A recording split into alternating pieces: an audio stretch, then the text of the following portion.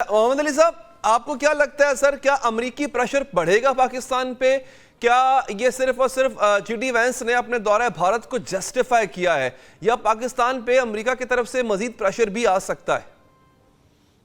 सवाल किया आपने। देखिए, मैं वसीम साहब की बात को आगे बढ़ाता हूँ जी।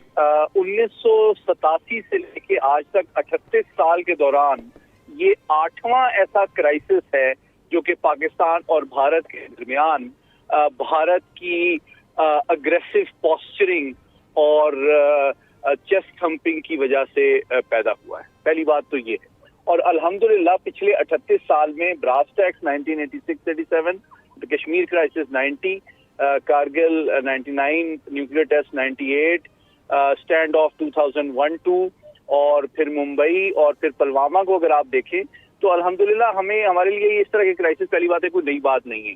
तो 8वां ये क्राइसिस है जिसमें इन 8 के 8 क्राइसिस का आगाज भारत की अग्रेसिव और इंतहा पसंदाना सोच और पोस्चरिंग की वजह से हुआ है, नंबर 1।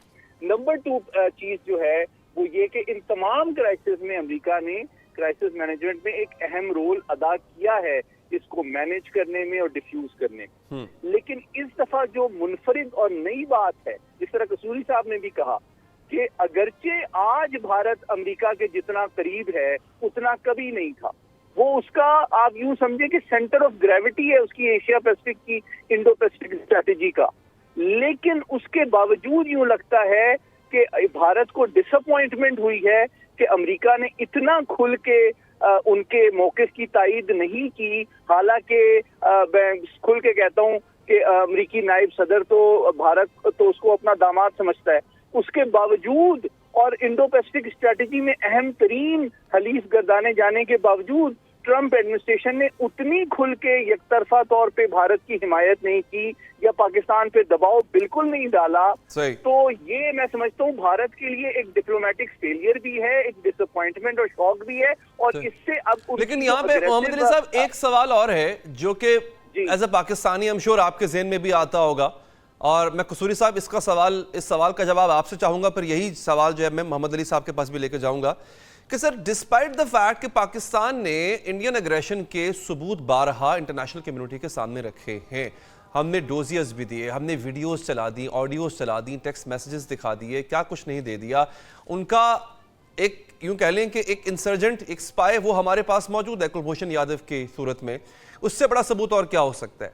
दुनिया हमारे मौक़िफ़ की तायीद क्यों नहीं करती है सर, जबकि हम ये देखते हैं कि भारत, वो कहते हैं ना कि वो हल्की सी बात करता है, वो चीख भी मारता है तो उसकी बात पे यकीन कर लिया जाता है। सवाल ये नहीं है, सवाल तो आज ये होना चाहिए कि इंडिया क्यों फेल कर गया डिप्लोमेटिकली।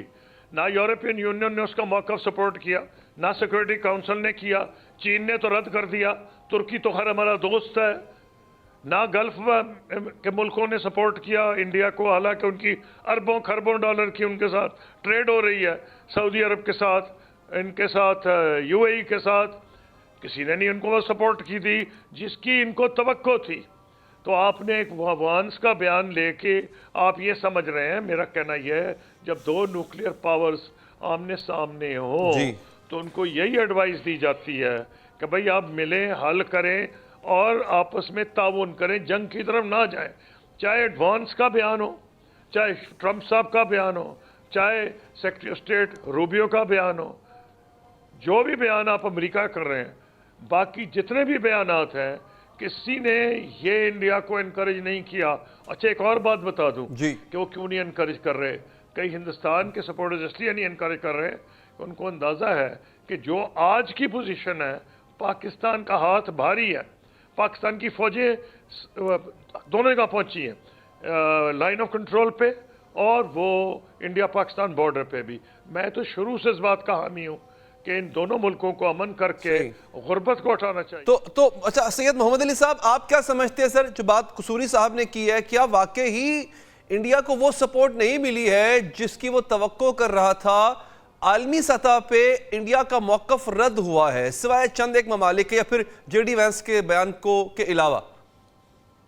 बिल्कुल, देखिए मैंने जिस तरह पहली इंटरवेंशन में भी कहा कि ये 8वां क्राइसिस है और इस दफा अपने भारत ने यूं लगता है कि अपने इन्फ्लुएंस को और अपने डिप्लोमेटिक कैपिटल को और अपनी हार्ड पावर को ओवर एस्टिमेट किया है और पाकिस्तान के डिप्लोमेटिक इन्फ्लुएंस को, गुडविल को, ट्रस्ट को, रिस्ट्रेंट और रिस्पॉन्सिबिलिटी को और क्रेडिबल डेटरेंस को किसी हद तक अंडर एस्टिमेट किया है और ये उसकी एक स्ट्रेटेजिक मिसकैलकुलेशन है। और इसकी वजह से रसूल साहब ने बिल्कुल सही कहा कि हमने जिस तरह international diplomacy bilateral multilateral level पे की है, वो देखिए, एक तो बात ये है कि हमारी बात क्या है। सबसे इम्पोर्टेंट बात हमने ये सवाल उठाया है, हमारे वज़ीर-ए-आज़म ने भी उठाया है कि जनाब आप एक इंडिपेंडेंट इंक्वायरी करवाएं। अगर एक यूएन मिशन के तहत इंडियन ऑक्युपाइड कश्मीर में जाके इन्वेस्टिगेशन की जाए और हकायक सामने लाए जाएं और उसके मुताबिक फिर दोनों ममालिक उसको आगे लेके चलें। और टेररिज्म तो खुद हम समझते हैं कि हम तो खुद सबसे बड़े विक्टिम भी हैं और खसूसी तौर पे भारत की रियासती दहशतगर्दी है उसके हम भी विक्टिम हैं और हमारे कश्मीरी बहन भाई भी विक्टिम है। तो कोई मसला नहीं है कि हम भी शेयर करते हैं अमेरिका और मगरबी ताकतों के कंसर्न को कि दहशतगर्दी का खात्मा किया जाना चाहिए। लेकिन जो सबसे इम्पोर्टेंट बात यह है कि जो पाकिस्तान का मौक़िफ़ जिसको दुनिया बाय करती है कि बगैर किसी सबूत के आप फौरी तौर पर पाकिस्तान पर अगर जाहिरियत मुसल्लत करना चाहते हैं तो दो एटमी ताकतों के दरमियान इस किस्म की इररिस्पॉन्सिबल स्ट्रेटेजिक बिहेवियर की इजाजत दुनिया का कोई मुल्क नहीं दे सकता। और अगर भारत को ये तवक्को है कि कोई अमेरिका, बरतानिया, यूरोपीय यूनियन, फ्रांस उनको कहेगा कि जनाब आप पाकिस्तान के ऊपर चढ़ाई कर दें, तो इस तरह की मेरे ख्याल में ये इनकी खाम ख्याली और गलत फहमी है।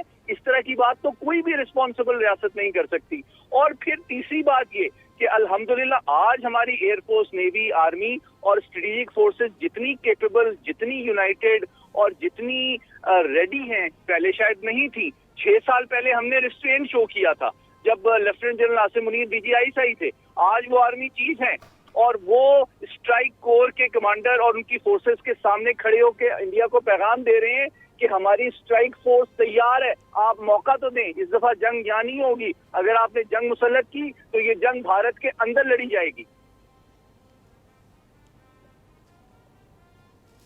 ठीक है।